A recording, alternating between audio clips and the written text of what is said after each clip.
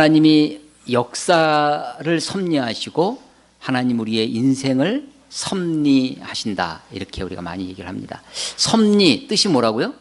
쉽게 풀면 섭자가 무슨 섭자라고 그랬죠? 한자로? 예, 붙잡을 섭자입니다. 붙잡는다는 뜻이에요. 그런데 이것은 손으로 이렇게 잡는, 이렇게 잡을 집자가 아니라 물리적으로 잡는 것이 아니라 뭔가 원리적으로 잡는 것. 그래서 붙잡을 섭자인데, 섭리, 하나님이 역사를 붙잡고 있고 붙들고 계시고 하나님 우리의 인생을 붙들고 있다, 섭리하신다 라고 하는 것이죠. 오늘 설교 제목이 섭리 가운데 언약을 지키시는 하나님이라는, 하나님이 언약을 지키시는 분이다라고 하는 것입니다. 그것을 우리가 어떻게 할 수 있느냐? 우리 역사를 통해서 알 수 있다는 거예요. 섭리 가운데라는 말이에요. 그리고 우리의 인생을 통해서도 하나님이 언약을 지키신다라는 것을 우리가 알 수 있습니다. 오늘 우리 시편 105편, 우리 매일 성경 우리 순서에 따라서 우리 함께 묵상한 말씀인데, 시편 가운데 역사시, 우리가 이제 국어 시간엔 서사시라고 배우는 그 역사시로 분류되는 게 몇 편이 있습니다. 그 중에 대표적인 게 78편이고요. 그리고 105편, 106편, 이렇게 세 개의 시편을 역사시로 그렇게 분류합니다. 이스라엘 역사 가운데 하나님이 어떻게 이스라엘 백성들을 섭리해 오셨는지 그것을 시로 노래하고 있습니다. 이 105편도 106편, 바로 뒤에 있는 106편과 더불어서 이스라엘 역사 가운데 하나님이 어떻게 그들을 붙드시고 인도해 오셨는지를 고백하는 그런 시입니다. 오늘 제가 주보에 성경 본문을 인쇄하면서 이렇게 검정색 좀 진한 것으로 할지어다 할지어다 할지어다 할지어다 1절부터 6절에 보면 네 곳을 해놨습니다. 할지어다, 할지어다, 이게 굉장히 좀 고어적이고 굉장히 좀 이렇게 굉장히 뭐라 그럴까 분위기 있는 그런 건데, 쉽게 얘기하면 무슨 얘기예요? 할지어다 해라라는 말이죠. 명령어입니다. 1절부터 6절까지가 그것에 해당되옵니다. 그리고 7절에 보면 그는에도 좀 진하게 되어 있고요. 11절에 이르시기를, 15절에 이르시기를, 다시 16절에 그가, 이렇게 좀 진하게 되어 있습니다. 성경을 좀 이렇게 좀 보는데 도움을 드리고자 이렇게 제가 진한 색으로 좀 표시를 했죠. 자, 1절부터 6절까지에 나와 있는 명령구로 되어져 있는 할지어다, 무엇을 하라고 하시는 것인지, 첫째는 1절에 보면 하나님께 감사하라는 겁니다. 감사하고 그의 이름을 불러 아뢰며, 하나님의 이름을 부르라는 거죠. 그 밑에 있는 찬양하라는 것과 동일한 말씀일 것입니다.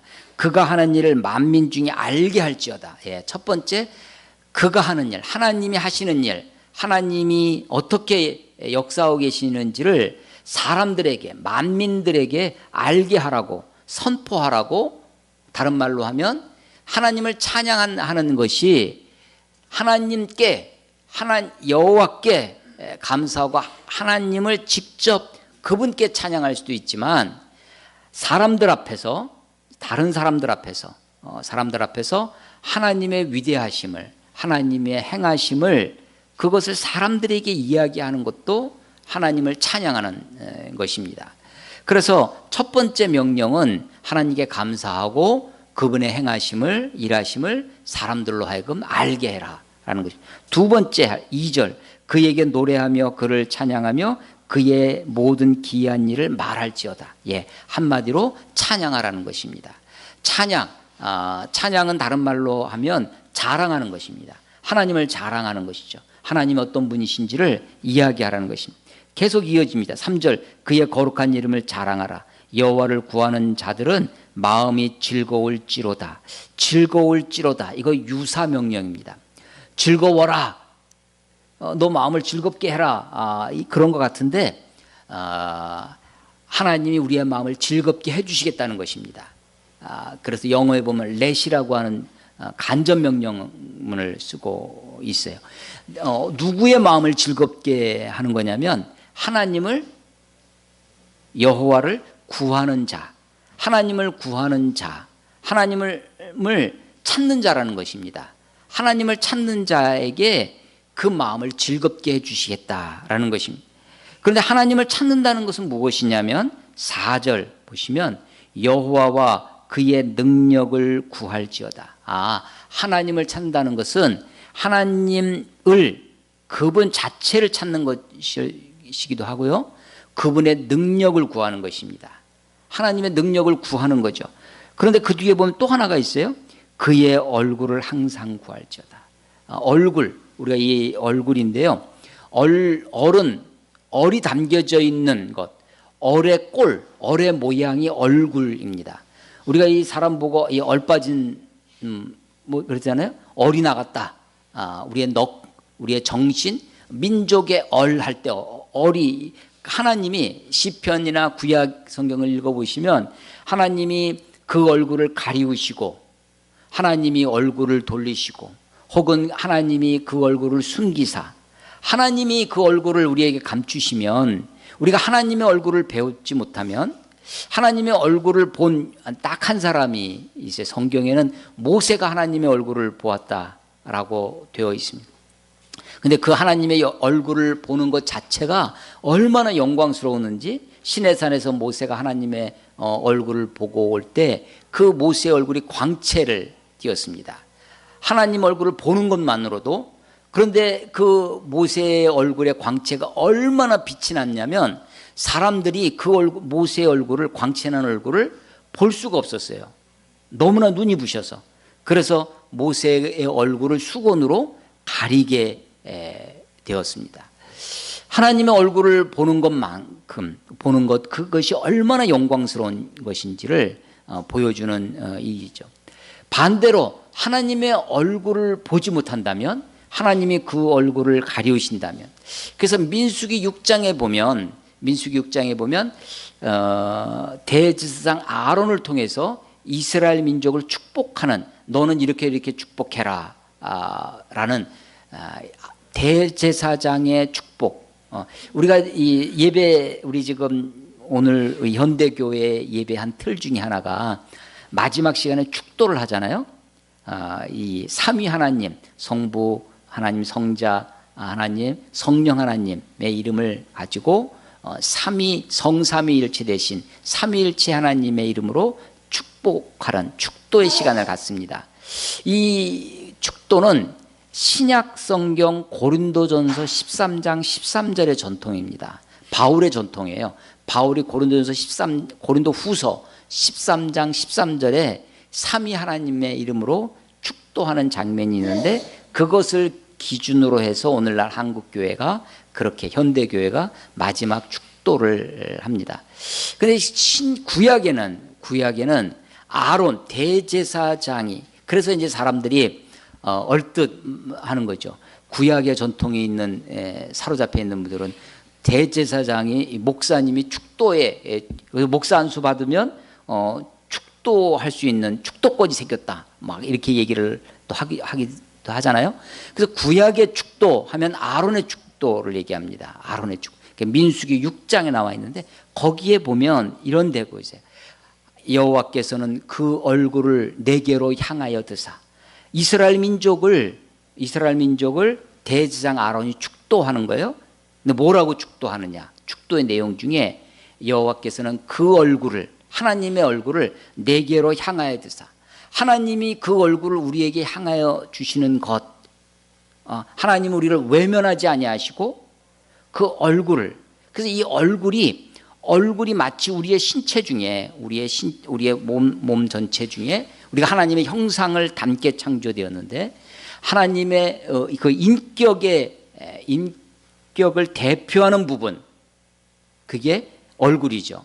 우리 신부 할 때 얼굴 사진 붙이라고 이렇게 되어 있습니다. 팔 사진 붙여라, 뭐 다리 사진 붙여라 그러지 않고 얼굴이 그 사람을 대표하는 거죠. 그런데 지금 이 시편 기자가 하나님을 구해라, 하나님을 찾는 자는 그 마음이 즐거울지로다, 여호와를 구하는 자는 그 마음이 즐거울지로다 라고 하면서 여호와와 그의 능력을 구하라. 그리고 그의 얼굴을 구할지어다. 하나님의 얼굴을 구하라는 거예요. 우리가 하나님의 얼굴을 구합니다. 하나님의 얼굴을 찾아야 돼요. 하나님이 어디 계신지, 하나님이 어떤 분이신지. 우리가 하나님을 구할 때 하나님의 능력을 구합니다. 전능하신 분이시죠. 하나님의 얼굴을 구해요. 하나님 그분 자체, 하나님의 인격, 하나님의 성품을 구하는 것입니다. 그래서 이 시편 기자가 105편에서 할지어다 세 가지를 얘기하는데, 모두 네 가지인데 위에 세 가지가 하나님께 감사하고 찬양하고 하나님을 구하라는 거예요. 하나님의 능력을 구하고 하나님의 얼굴을 구하라라고 하는 거죠. 네 번째가 특이한 것이 있는데요. 네 번째 할지어다. 6절, 5절, 6절에 붙어 있습니다. 5절, 6절. 그의 종 아브라함의 후손 곧 택하신 야곱의 자손 너희는 그가 행하신 기적과 그의 이적과 그의 입의 판단을 기억할지어다. 네 번째 할지어다가 뭐냐면 기억할지어다라는 거예요.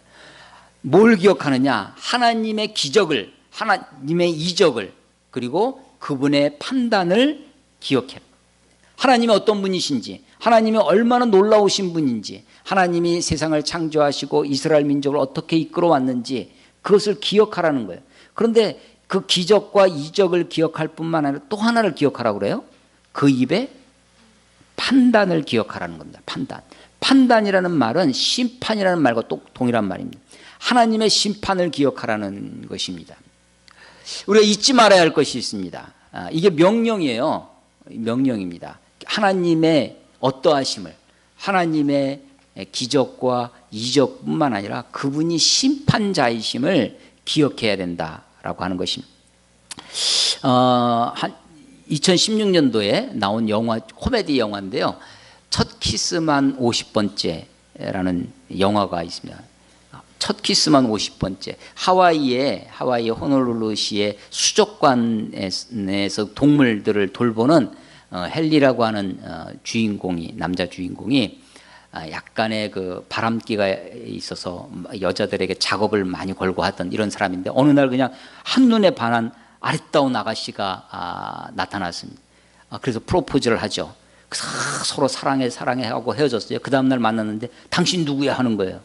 이 여자가 교통사고로, 1년 전 교통사고로 전향석 이 기억 상실에 빠져 있습니다. 그러니까 기억 상실이 두 가지가 있는데요. 사고가 나면 그 이전 걸, 그 사고 나기 이전 거를 잊어버리는 기억 상실이 있습니다. 그걸 퇴행성 리트로 버전이라고 하는 이 퇴행적 기억 상실이 있습니다. 근데 그 기억 상실이 앞에 거는 그대로 기억이 있어요.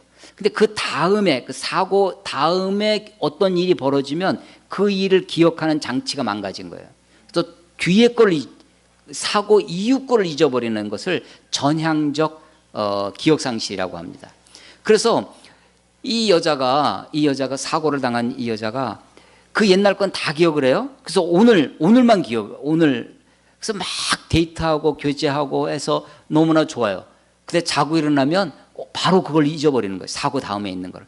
그래서 맨날, 그래서 이 여자를 돌보는 아버지하고 그 오빠가 이 헨리에게 부탁을 해요. 우리가 정말 정성을 다해서 치료하는데 이게 치료가 안 되고 있다. 내 딸이 더 큰 상처를 받지 않게 그만 잊어버리고 헤어지라고 부탁을 합니다. 근데 이 헨리가 포기하지 않고, 그러면 날마다 새롭게 프로포즈를 하는 거예요. 그래서 첫 키스만 50번째. 날마다 어떻게 하면 새롭게 이 여자에게 프로포즈를 할까 하는 것들을 아주 코믹하게 그린 영화가 이 첫 키스만 50번째라는 영화입니다. 기억이 굉장히 중요한 요소입니다. 내가 나라고 하는 존재, 어제의 나와 오늘의 내가 동일하다라고 하는, 우리 나라고 하는 존재의 정체성을 어떻게 갖냐면 기억 때문에 그렇습니다. 우리가 천국에 가요. 죽어서 천국에 갔을 때 중요한 요소가 뭐냐면 기억이라고 생각합니다. 천국에 왔는데 옛날 이 땅에 살던 것이 다 잊어버렸어요. 내가 천국에 와도 천국에 왔다고 하는 감동이 없을 거예요. 근데 천국에 왔을 때 내가 천국에 왔구나. 여기가 천국이구나. 이 기억이 굉장히 중요합니다. 저는 이 천국에 갔을 때 기억이 있다고 생각합니다. 지옥에 가도 지옥이 이전 것이 다 퇴행적 기억상실로 과거에 이 땅에 살던 것이 다 없어지고 그냥 지옥에 오면 그냥 그게 그것인 줄 알겠죠. 그런데 다 기억이 나요. 여러분, 전 이것을 누가복음 16장에 보면 부자와 나사로의 죽음 이야기. 부자와 나사로가 한 날에 죽었습니다. 부자는 지옥불에 상징되는 그 불 속에서 괴로움, 고통 중에 있고, 나사로는 아브라함의 품에 있습니다. 그 부자가 나사로를 이 건너편에 있는 아브라함의 품에 있는 그 이 지옥불과 아브라함의 품은 깊은 수렁이 있어서 건너갈 수도 없고 건너오지도 못하는 곳이었는데, 그 부자가 이 나사로를 기억하죠. 그래서 나사로를 저 땅에 내 형제들에게 보내달라고 부탁을 하잖아요. 그러니까 지옥에 가도 그렇고 천국에 가도 그렇고 무엇이 살아있냐면 기억이 살아있습니다. 기억. 그래서 여기서 막 이 땅에 살면서 막 싸우고 아웅다웅하고 살았는데 천국 가서 그 사람을 또 만나면 얼마나 미안하겠어요. 기억이 있으니까. 이 기억이 굉장히 중요합니다. 근데 개인적인 기억도 있지만 공동체가, 집단이, 민족이 기억하는 것, 그것이 저는 역사라고 생각됩니다. 역사라고 하는 것은 공동체가 기억을 하는 거죠. 한 민족이 함께 기억하는 것입니다. 자, 1절부터 6절까지가 할지어다 구문이에요. 할지어다. 뭐뭐 해라, 할지어다, 할지어다, 할지어다. 하나님께 감사하고 그분을 찬양하고 그분의 행하심을 알게 하고 뭐 구하고 기도하라는 거죠. 그런데 네 번째가 뭐냐면 기억할지어다. 뭘 기억하냐?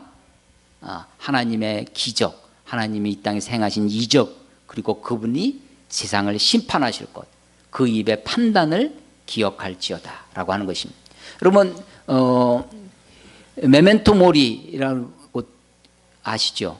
로마 시대에 개선 장군이 퍼레이드를 하면서 이렇게 개선하고 들어오면 사람들이 막 승리를 외치고 막 축하하고 하는데, 그 옆에 하인을 한 사람 앉혀놓고 이 사람이 계속 옆에서 떠들게 합니다. 메멘토 메리, 뭐냐면 죽음을 기억해라, 죽음을 기억해라, 죽음을 기억해라. 지금 개선 장군에서 승리에 도취해져 있는데 옆에다 하인을 세워놓고 떠들게 하는 거예요. 죽음을 기억하라고, 죽음을 기억하라고. 네가 승리가 전부가 아니다, 이게 끝이 아니다 라고 하는 거죠. 너도 죽을 수밖에 없는 존재다 라고 하는 것이 메멘토 모리라는 것입니다. 지금 이 이스라엘 백성들이 역사를 통해서 하나님이 우리를 섭리하신다 라고 하는 것을 이 시인이 가르쳐 주려고 하는 것입니다.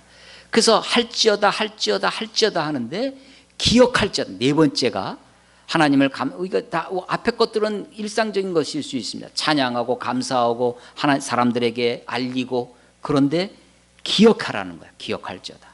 하나님의 판단을, 하나님의 심판을 기억하라는 것입니다. 그래서 앞에 1절부터 6절까지는 할지어다 구문입니다. 이건 제가 그냥 붙여놓은 거예요, 이름을. 앞에는 할지어다 구문이다 라는 거예요. 7절부터가 그는 하나님이 어떤 분이시냐는 겁니다. 하나님은 그는 여호와 우리 하나님이시라. 그의 판단이, 그의 심판이 온 땅에 있도다. 하나님의 심판에서 제외되는 사람이 없습니다. 하나님이 기소유예하는 사람이 없어요. 세상법은 소멸시효가 있습니다. 세상법은 검사가 기소를 하지 않을 수도 있어요. 또 치외 법권이라는 것도 있습니다. 그런데 하나님의 법은, 하나님의 정의는, 하나님의 주권은 안 미치는 곳이 없어요. 그래서 온 세상이, 온 땅이 하나님의 심판 아래에 놓여 있습니다. 그걸 기억해야 되는 것입니다. 하나님의 심판이, 그의 판단이 온 땅에 있도다. 하나님은 여호와, 그분은 우리 하나님이세요. 그 하나님을 노래하고 있는 것입니다.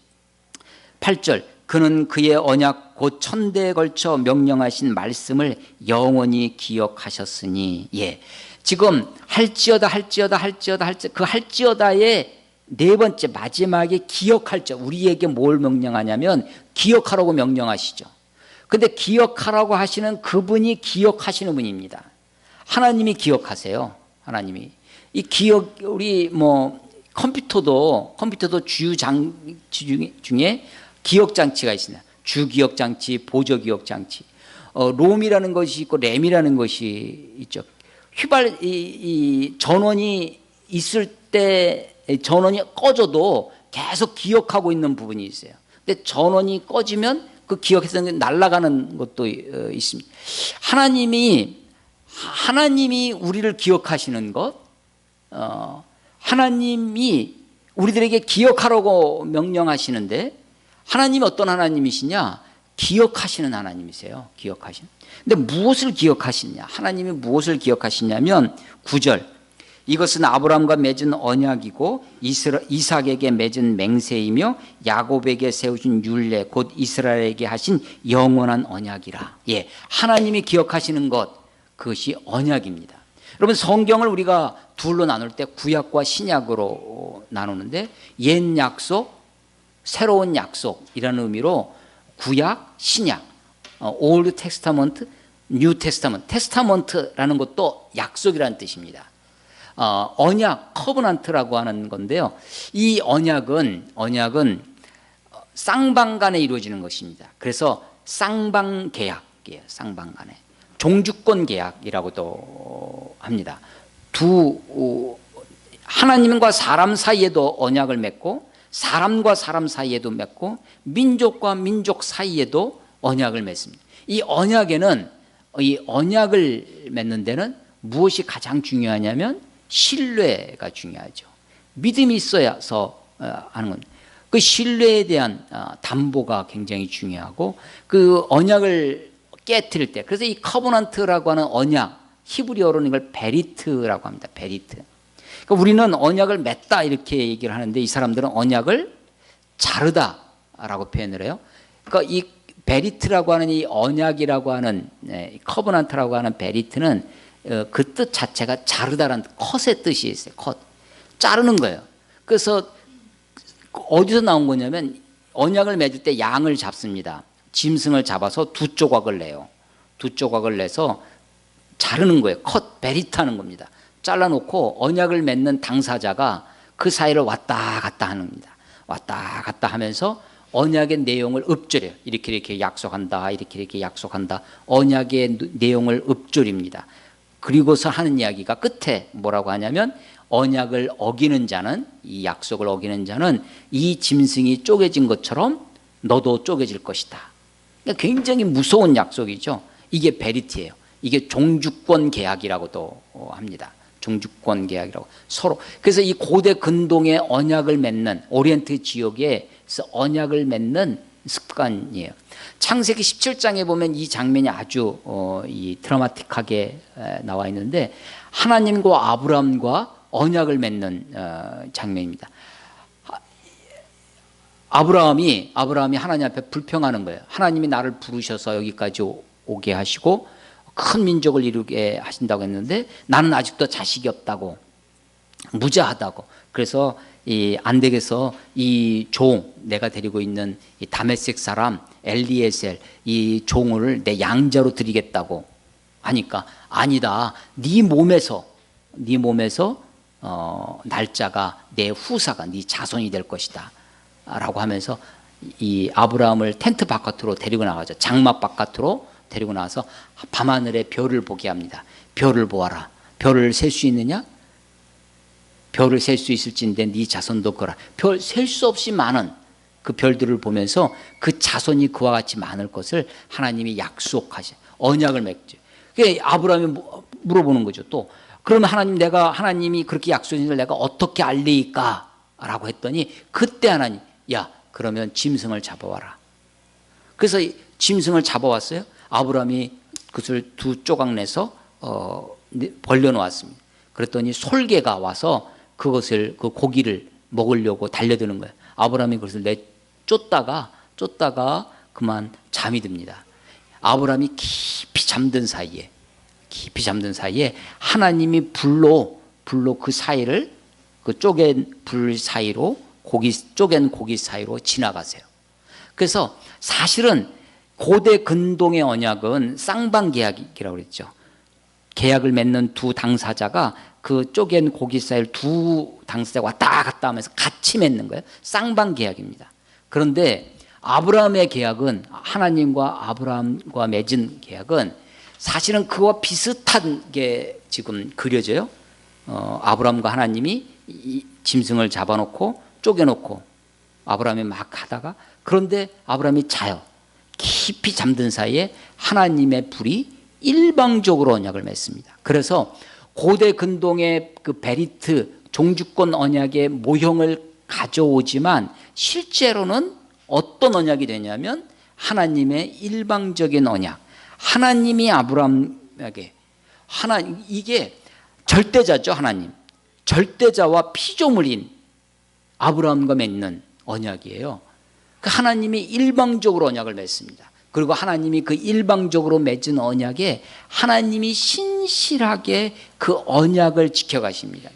그 언약이 아브라함에게서 이삭으로 그리고 야곱에게로 그 언약이 내려갑니다. 그래서 아브라함의 하나님, 이삭의 하나님, 야곱의 하나님이 되어지죠. 오늘 야곱 어린이 이야기의 그 마지막 야곱이 이름을 이스라엘이라고 받고 야곱의 12아들이 12지파가 되어져서 이스라엘 민족을 이룹니다. 그 이스라엘의 민족의 그 이야기를, 그 지도를 하나 잠깐 보도록 하겠습니다. 지금 이게 고대 근동의 모습인데요. 여기가 이제 이 페르시아만, 여기 티그리스 강하고 유프라데스 강이 있는 여기가 메소포타미아 지역입니다. 그리고 여기가 애굽, 이집트 나일강이 있는 이집트 문명이죠. 그래서 4대 문명 중에 메소포타미아 문명, 이집트 문명, 그 사이에 작은 나라, 가나안 땅, 여기에 이제 아브라함을 이곳에서부터, 갈대아 우르에서부터 이렇게 하란 땅, 여기 시리아 지역이고, 이렇게 와서 가나안에 정착을 하는 거죠. 여기가 비옥한 초승달 지역이라고 하는데 여기만 사람이 살아요. 그 강을 낀 이 지역에만. 여기는 아라비아 반도 사막 지역이고요.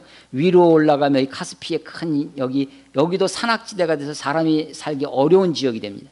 그래서 여기가 비옥한 초승달 지역, 문명이 발생하는 곳이죠.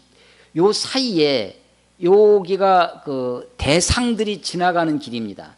해안길을 따라서 큰 길이 나 있어서 여기에 이집트의 문물들이 시리아를 거쳐서 바벨론으로 오고 가는 길이 됐습니다.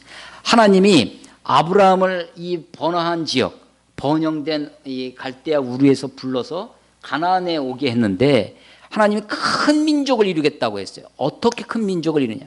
아브라함이 점점점 세력이 커지면 아마도 그 세력이 커진 아브라함의 후손들을, 이스라엘 민족을 주변에 있는 강대국이 그냥 놔두지 않았을 것입니다. 그래서 강대국에 의해서 짓밟히고 말았을 것인데 하나님이 여기에 있던 아브라함의 자손들을 요셉 때 이 애굽에 내려가서 살게 해줍니다. 하나님이 미리 요셉을 애굽의 총리로 보내시죠. 그래서 아브라함과 이삭과 야곱과 맺은 그 언약, 큰 민족을 이루겠다고 하는 그 언약을 신실하게 하나님이 지키기 위하여 하나님의 일방적인 언약으로 그 언약을 지키기 위해서 역사 가운데 섭리하십니다. 그래서 큰 민족을 어떻게 이루느냐? 애굽 땅에 마치 지금 우리 지금 세대 아마 가장 안전한 지역은 미국일 것입니다. 미국 본토에 갖다 놓으면. 그런데 9.11 테러가 그것을 위협한 거 아니에요? 미국 본토도 공격받을 수 있다라고 하는 거예요. 북한이 핵무기를 만듭니다.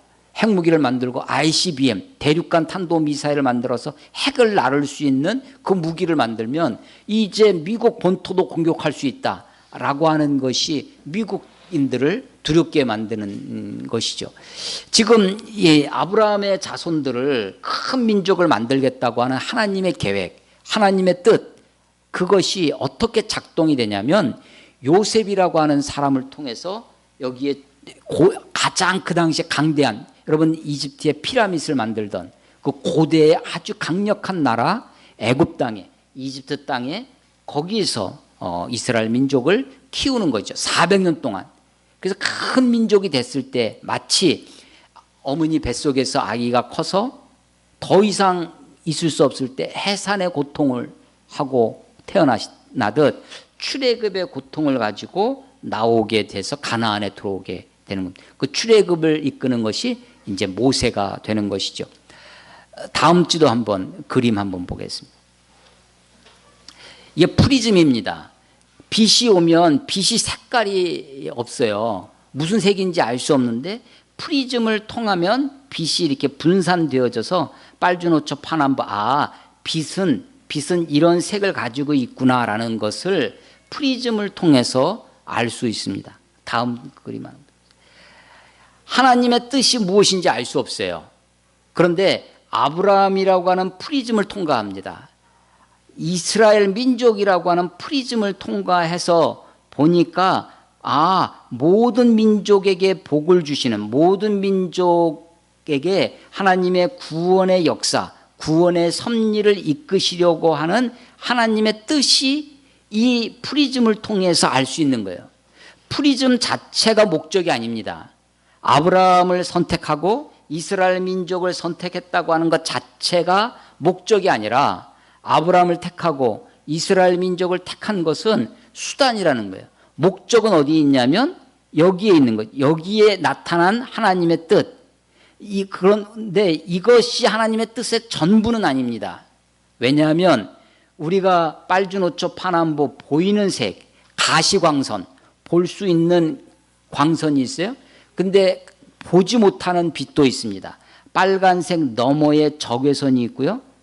안 보이는 거죠. 보라색 너머에 자외선도 있어요. 보이지 않지만 빛은 있습니다. 그런 것처럼 하나님의 뜻이 아브라함과 이삭과 야곱과 맺은 그 언약을 통해서 이스라엘 민족을 통해서 나타난 하나님의 뜻, 그것이 전부가 아니다라고 하는 것입니다. 창세기 12장을 한번 찾아보겠습니다. 이제 그림은 이제 꺼주셔도 되고요. 창세기 12장 1절부터 3절 보겠습니다. 창세기 12장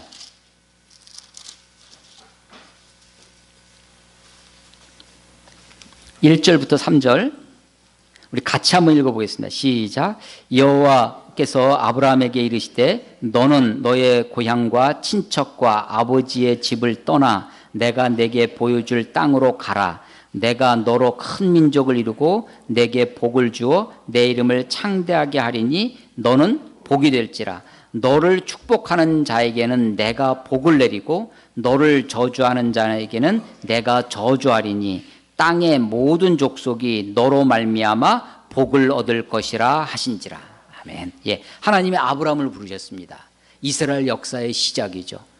갈대아 우르에서 바벨론에서부터 불러서 갈 바를 알지 못하고 그 명령에 따라갑니다. 내가 지시할 땅으로 가라. 그래서 가나안에 오게 되죠. 하나님이 그에게 너를 복을 주어 너의 이름을 창대케 하고 큰 민족을 이루게 하겠다. 너를 축복하는 자에게 내가 복을 내리고 너를 저주하는 자에게 내가 저주하겠다. 그렇게 하시는 이유가 뭐냐? 땅의 모든 족속이 너로 말미암아 복을 얻을 것이다. 땅의 모든 족속. 그래서 아브라함과 그 아브라함의 후손들, 이스라엘 자손들을 택하는 것, 그것이 목적이 아니라 그것을 통해서 땅의 모든 족속을 모든 인류에게 구원의 길을 여시는 것, 이것이 하나님의 뜻이고 하나님의 계획, 하나님의 섭리였다라고 하는 것입니다. 자, 다시 우리 시편 105편으로 와보겠습니다. 시편 105편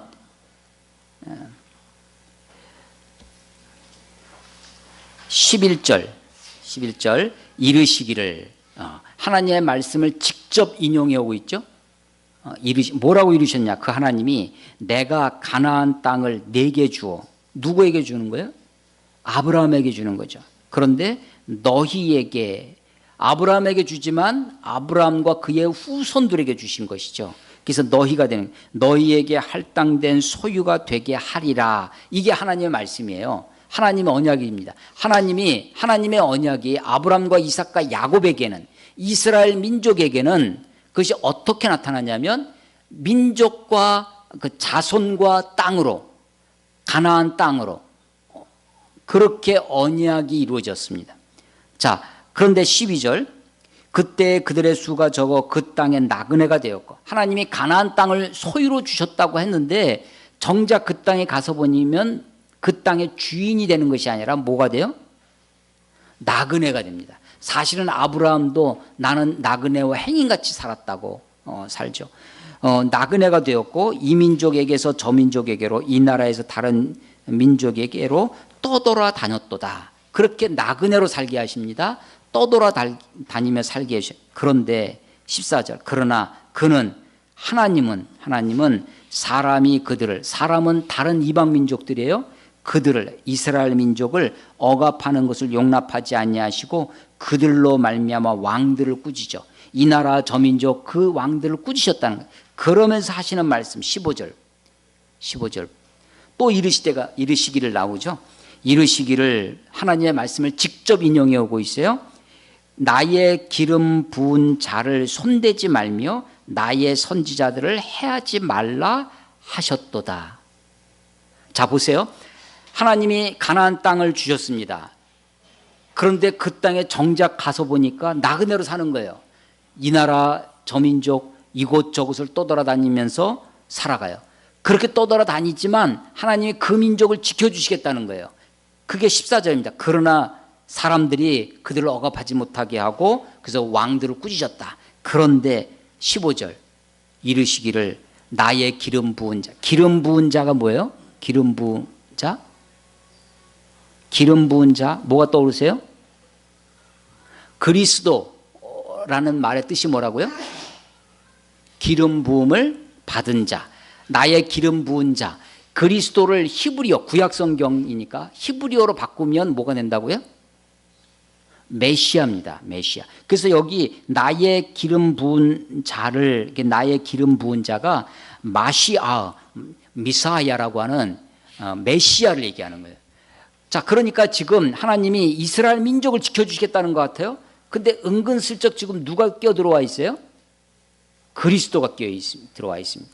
그러니까 갈라디아서 3장 16절에 보면 하나님이 약속하시기를 이스라엘에게 많은 자손을 주시겠다고 했는데 이삭이 그 자손이다라는 거예요. 그런데 갈라디아서 3장 16절에 바울이 분명하게 얘기하는 것 중에 그 자손들 중에 여러 명을 말씀하신 것이 아니라 하나를 가리켜 하신 말씀이니 이는 곧 그리스도 예수라. 이스라엘 민족이 있어요. 하나님이 이스라엘을 선택하셨지만, 하나님이 이스라엘 민족을 선택하셨지만 이스라엘 민족 자체가 목적이 아니라 수단이 되어서 그 속에 무엇을 주시고자 하셨냐면 예수 그리스도를 우리들에게 주시고자, 예수 그리스도께서 이 땅에 오시는 통로로 메시아를, 나의 기름 부음 받은 자, 나의 기름 부은 자를 주시고자 하시는. 그래서 하나님이 이스라엘 민족을 지키시는 이유가 어디 있느냐? 나의 기름 부은 자, 그리스도, 메시아를 보호하고 그리스도께서 이 땅에 오실 길을 하나님이 마련하시고자 하셨다라고 하는 것이죠. 그래서 15절에 이르시기를 나의 기름 부은 자를 손대지 말며 나의 선지자들을 해하지 말라 하셨도다. 그렇게 말씀하셨어요. 그런데 그 하나님이 지켜주시겠다는 말씀이죠. 이스라엘 민족을 지켜주시겠다는 말. 근데 16절, 하나님이 또 그 땅에, 가나안 땅이에요. 약속의 땅입니다. 하나님이 아브라함과 그의 자손들에게 주시겠다고 하신 그 땅인데 그 땅에 기근이 들게 하사 그들이 의지하고 있는 양식을 다 끊으셨도다. 아니, 그 땅에 와서 적과 끓이는 땅이라는 곳에 아브라함과 야곱과 이삭과 그 자손들이 살아요. 그런데 그 땅에 기근이 듭니다. 그리고 그들이 뭘 의지하고 사냐면 양식을, 먹고 살 것, 그것을 끊으시는 거예요. 하나님은 지금 무엇을 의지하고 살라는 거예요? 그러니까 우리가 의지할 것은 양식이 아니다. 하나님을 의지하고 살아야 된다라고 하는 것을 교훈하시기 위해서 그런 거죠. 그런데 그래서 그들이 양식을 구하기 위해서 양식을 찾아서 애굽 땅까지 내려가는 것입니다. 근데 그 애굽 땅에 내려갈 때 이미 한 사람을 먼저 보내셨다는 거예요. 그게 누구냐? 요셉이라는 것입니다. 그것이 창세기 그것이 45장 이후 50장까지의 메시지가 그것입니다. 하나님이 요셉을 미리 먼저 보내셨다는 거죠.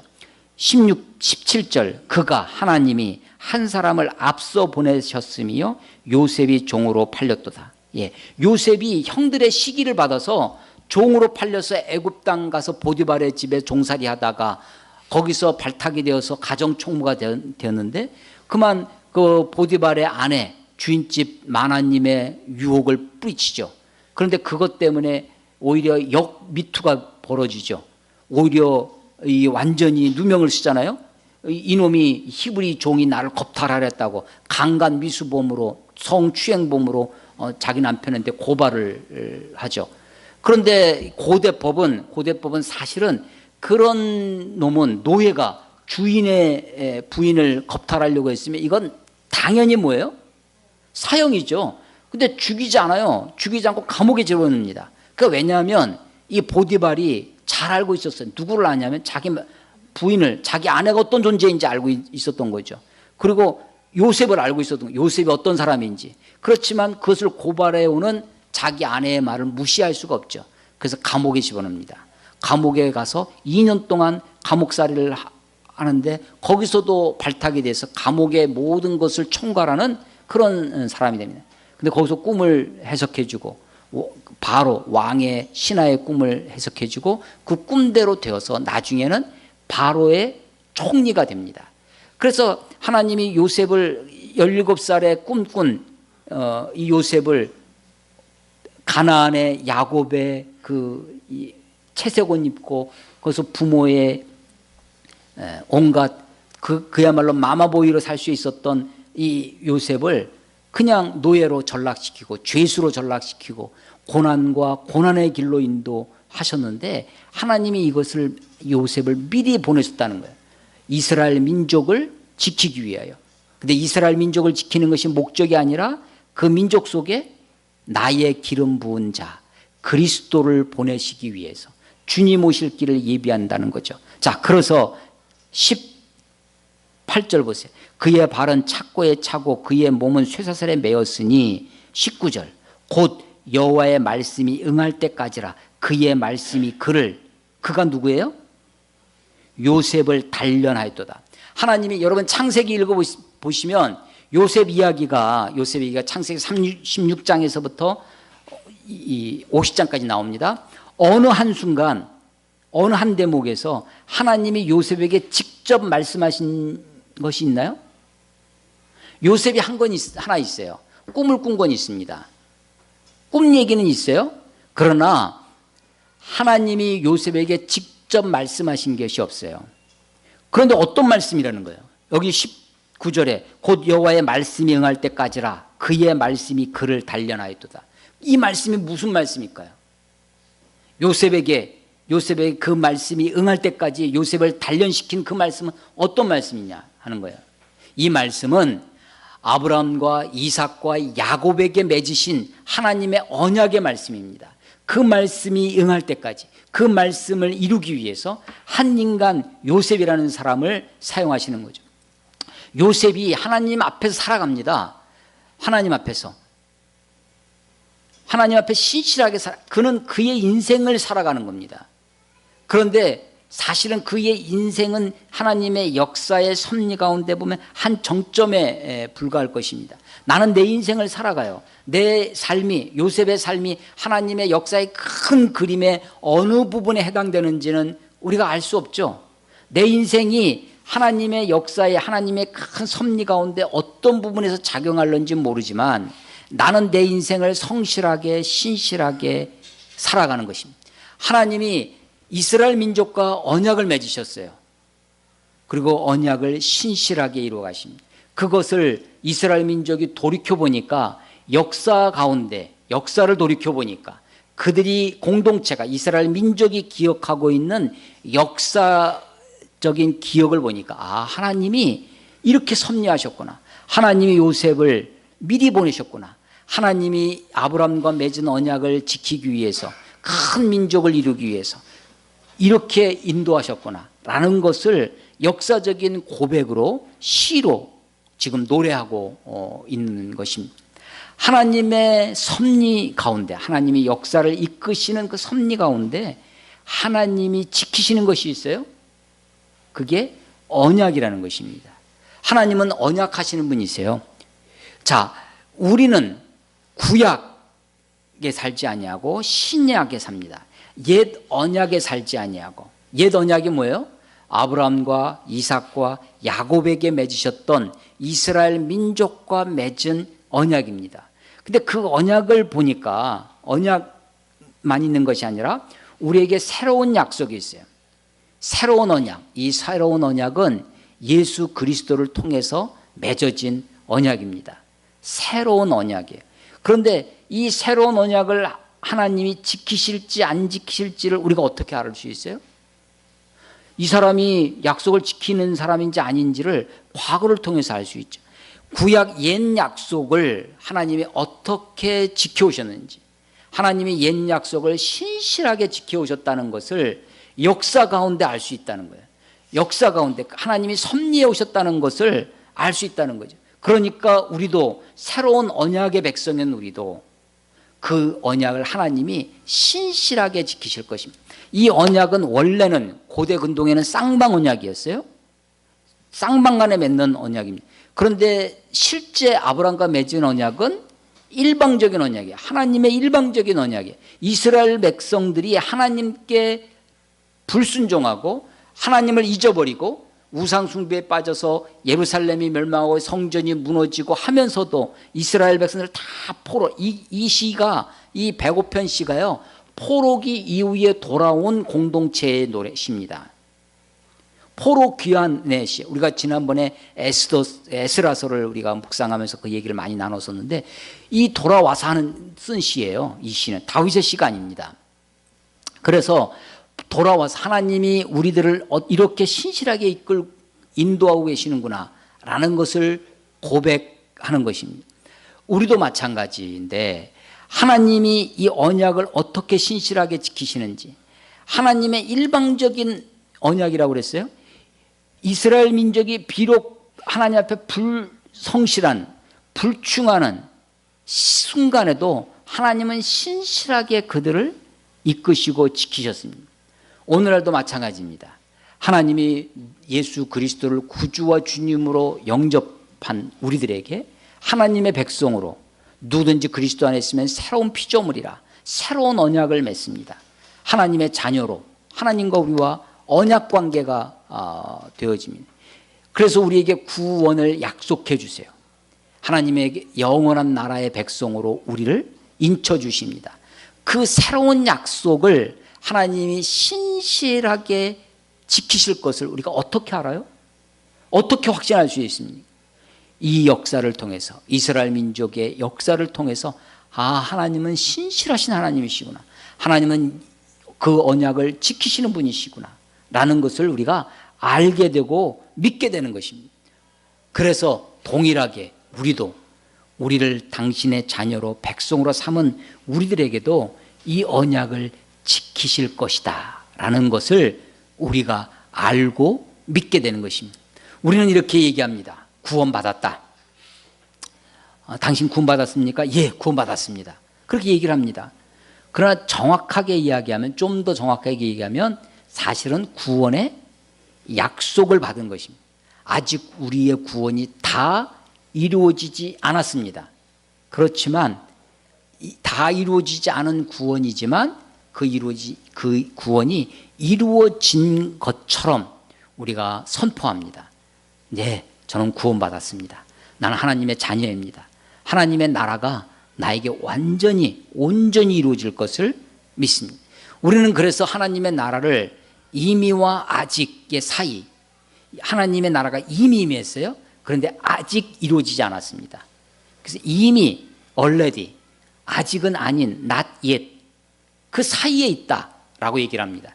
하나님의 나라가 이미와 아직 사이에 있지만 그렇다고 해서 이 이미와 아직 사이에 살고 있는 우리가 불완전한 것이 아니에요. 왜냐하면 하나님에게 이 약속을 하신 분, 하나님이 너무나 신실하신 분이기 때문에. 우리들은 어때요? 신실하지 못할 때도 있죠. 그럼에도 불구하고 하나님이 만유보다 크신 손으로 우리를 붙드심에 누구도 아버지의 손에서 우리를 빼앗을 자가 없느니라 라는 예수님의 말씀처럼 그 하나님이 우리를 궁극적으로 온전히 구원하여 주실 것을 믿는 것입니다. 그것을 우리가 뭐라고 하냐면 성도의 견인이라고 얘기합니다. 하나님이 우리를 구원하시면 한 번 자녀, 영원 자녀라고 우리가 고백을 하는 거죠. 그렇게 될 수 있는 것은 뭐예요? 하나님의 신실하심 때문입니다. 그래서 오직 의인은 믿음으로 말미암아 살리라. 의인은 믿음으로 말미암아 이렇게 번역을 하니까 마치 그 믿음이 우리의 믿음 같아요. 그래서 의인은 신실함으로 살리라. 하박국서 2장 4절에 있는 말씀이 신실함이 누구의 신실함이냐? 의인이 살아가는 것이 나의 신실함으로 사는 것이 아닙니다. 하나님의 신실하심으로 사는 거죠.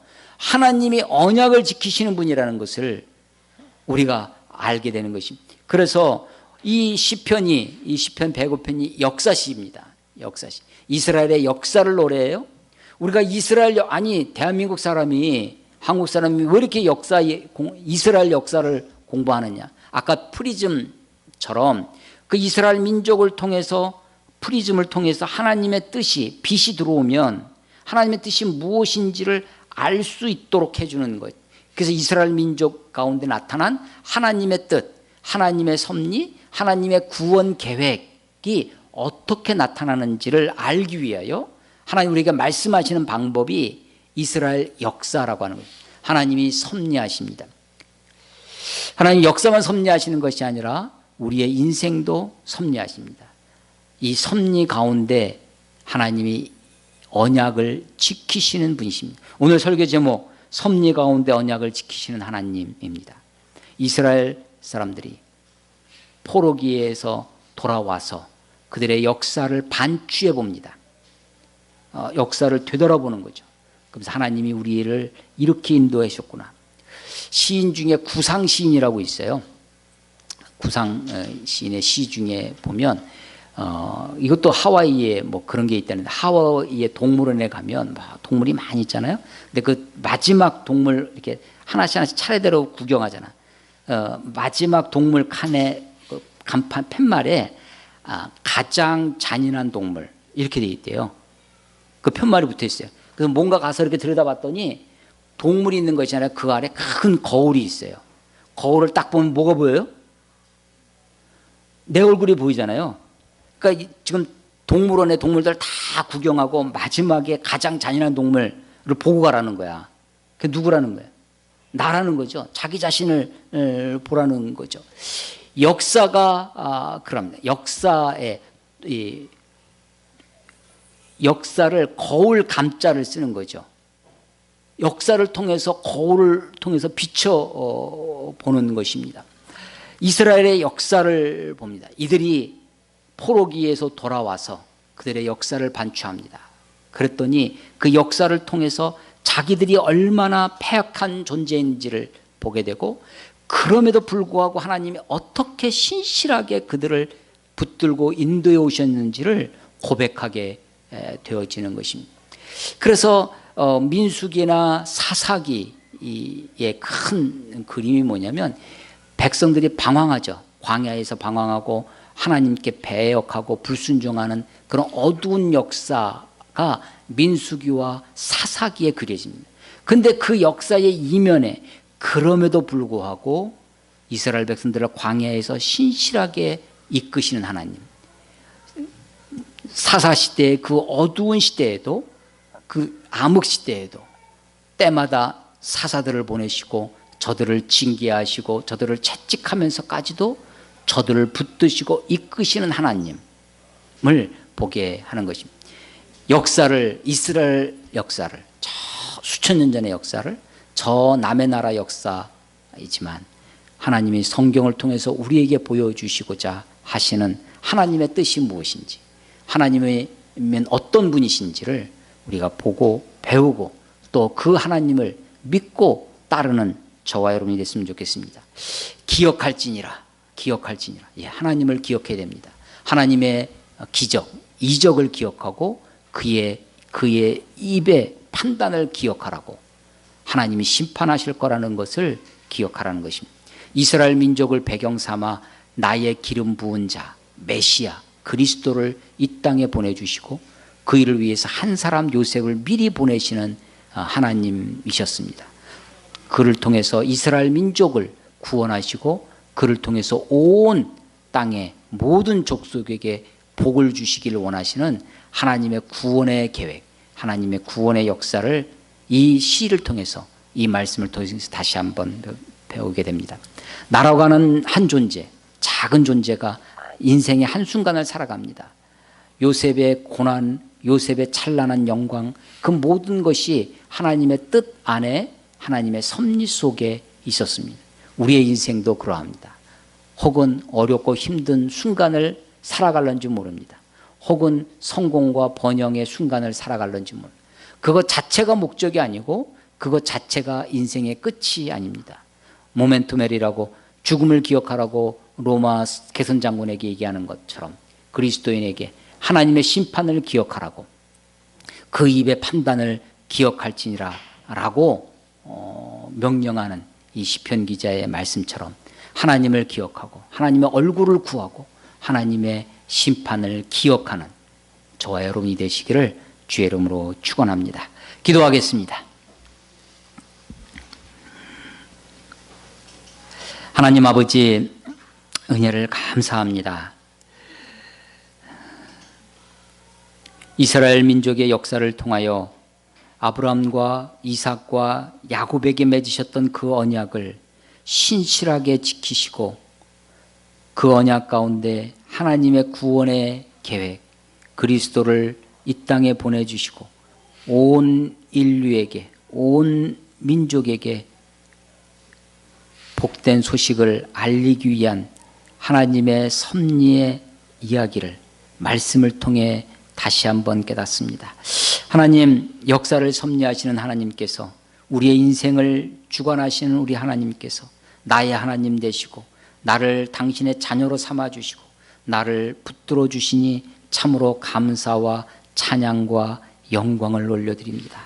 하나님, 우리의 인생 가운데 하나님이 존귀케 되어주시고 하나님의 영광을 드러내며 하나님의 그 역사에 동참하는 우리의 인생이 될 수 있도록 하나님 축복하여 주시옵소서. 주님을 의지합니다. 주님을 찬양합니다. 예수님 이름으로 감사하며 기도드렸사옵나이다. 아멘.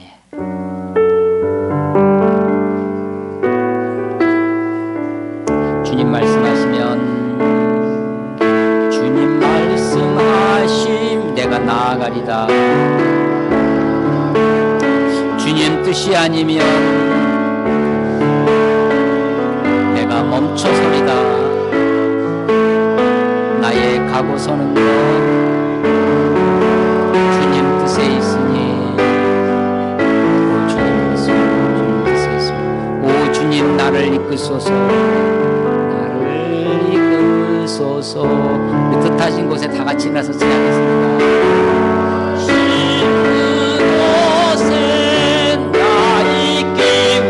이끄시는 대로, 이끄시는 데 순종하며 살리니 연약한 내 영혼 통하여 일하소서. 주님 나라와 그 뜻을 위하여 주님 나를 이끄소서.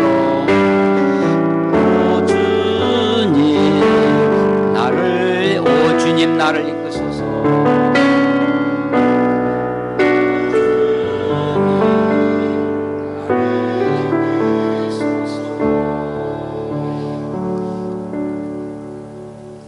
지금은 죄와 죽음에서 우리를 구원하신 예수 그리스도의 은혜와 하늘과 땅을 지으시고 지금도 역사하시는 무한하신 하나님의 사랑과 성령의 감화, 감동, 교통하심이 섭리 가운데 언약을 지키시는 하나님과 동행하기를 소망하는 교회와 성도들 위해 이제부터 영원히 함께 하심을 축원하옵나이다.